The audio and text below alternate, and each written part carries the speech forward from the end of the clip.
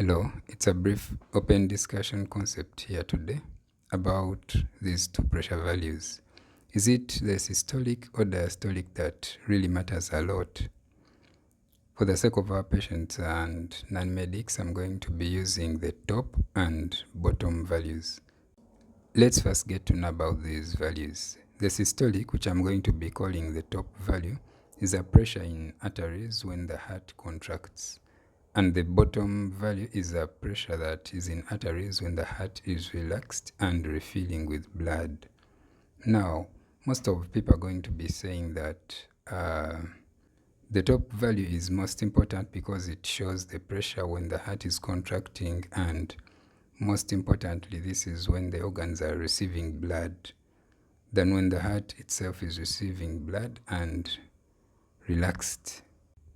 Now, this argument is not so right because actually organ perfusion is based on a value that is called mean arterial pressure, or called the MAP simply, MAP, mean arterial pressure, which is a value calculated from both systolic and diastolic, and it has a formula of diastolic blood pressure plus a third of pulse pressure, where pulse pressure is systolic minus diastolic, giving these two values equal importance in this. So as far as organ perfusion is concerned, both systolic and diastolic are very, very, very important. And systolic pressure is actually not a good picture of organ perfusion, however much it is a pressure in arteries when the heart is contracting and sending blood to several organs of the body.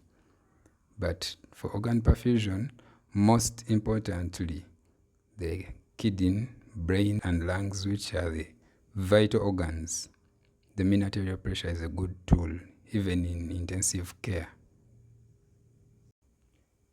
In 2021, the American Heart Association News published an article on a research that was made on data of 26 years, and it involved over 100,000 adults between the age of 19 and 97 years.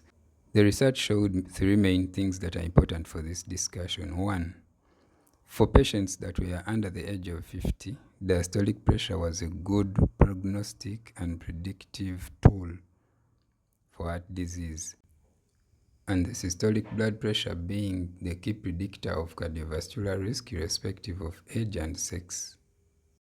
The third point was that the mean arterial pressure was also found to be a good indicator of cardiovascular risk and death. I took an extra mile and manipulated this formula of mean arterial pressure, tried to make diastolic or systolic constant, reduced, or even increased to see the results. And the results were really all worrisome, equally worrisome, because they could either decrease the MAP or increase it. And these all have effects on our health, cardiovascular health. So suggestions are welcome in comment section, depending on what you really know, what you've found out,